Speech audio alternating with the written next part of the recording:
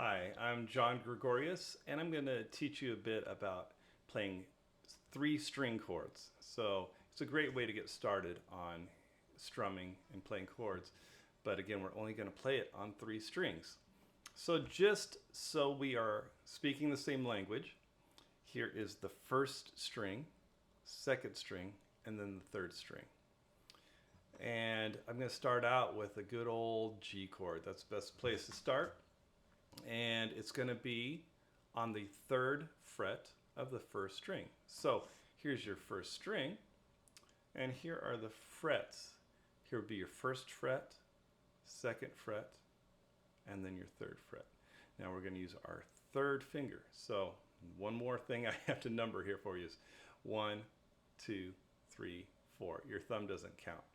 So your third finger is going to go on the third fret. And then we want to relax, drop your wrist nice and comfortable, and when you use a little bit more of the fingertip, now not under the nail or anything where it hurts, but more of the fingertip so you get a good bend and you get a good clean G chord.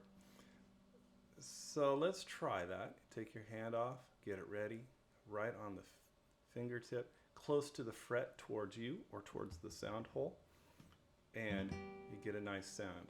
So I always talk about working smarter, not harder. So if you're closer to the fret over here, if I squeeze a lot, it's still not going to help. Or if my hand's twisted, I'm going to just do a whole lot more work than I need to. So just relax to the floor, let your finger be close to the fret, and you should get a nice clean G note. And now, by playing all three, we get a G chord. So the idea of what we're going to try to do is 4 strums on each chord once we get to the next chords. Just try strumming it for now. See if you can get that clean. Okay. So now the next chord is an E minor chord. And that one's kind of nice because you don't have to push anything down. So it's just the open string strum. But I do want to make sure, even when it's open, that you get used to just lifting your hand off. So you play your G chord, and then we just lift off. And that's not so easy, because our hands want to go like this to play open, come off the neck, come all the way off. All we want to do is just lift like that. So just practice that now. Just back and forth. 2, 3, 4, 1, 2, 3, 4, and back. Notice I'm just doing it in 4s. 2, 3, 4. Okay, great. And if you need to practice that for a while and just do that, that's awesome. And I suggest that, to try just 2 chords first, and then you can come back to this. Or if you're already kind of along the lines of feeling, okay, I can get that, then let's go to the next chord, which is C chord. And this is a little harder because it's on the second string. So what's hard about this, a couple things. That first position fret is hard to push down, and also it's hard not to hit that first string. But if you use that nice relaxed wrist, bend your finger, get a good bend at the joint here, you'll get a nice clean C. You'll need to practice out a bit to get it, but get close to the fret, and again, work on as much pressure as you need, but not more. So we try to feel how much pressure do I need to have, and note that my thumb is just relaxed behind the neck, ready to go. So there's your C chord. Now our next 2 chords, we're just going to add 1 finger to this. So if you need to rest that finger for a little bit, you can. But what I'm going to do next is just take that first finger here in the second string, first fret, and then I'm going to add my middle finger to the third string, and that's the second fret. See, that's on the first, second. Okay, and now, this is the only chord that doesn't really translate to the full chord, but it's good practice. It gets you used to putting down another finger, because eventually we're going to use a different finger to play an A minor chord. But we're going to call this A minor today, because what's going to lead into is this D7 we're going to play. Okay, now, last step. Third finger goes, now this is a big chord. All three fingers being used, this is great. So, we're going to keep our first finger, first fret, second string, middle finger that we made for the A minor, right? Last thing, we're going to go second fret.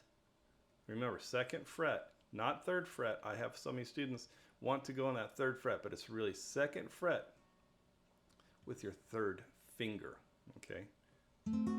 That's a D7. It's kind of a bluesy sound to it.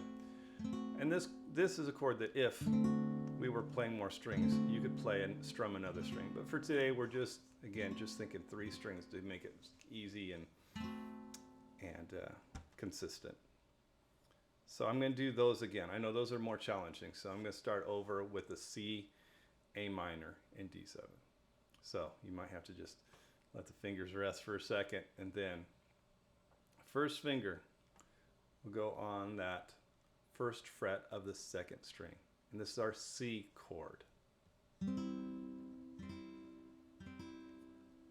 Now we're going to add that middle finger right here to the G string or third string, and that's the second fret. And then we're going to make this an A minor chord.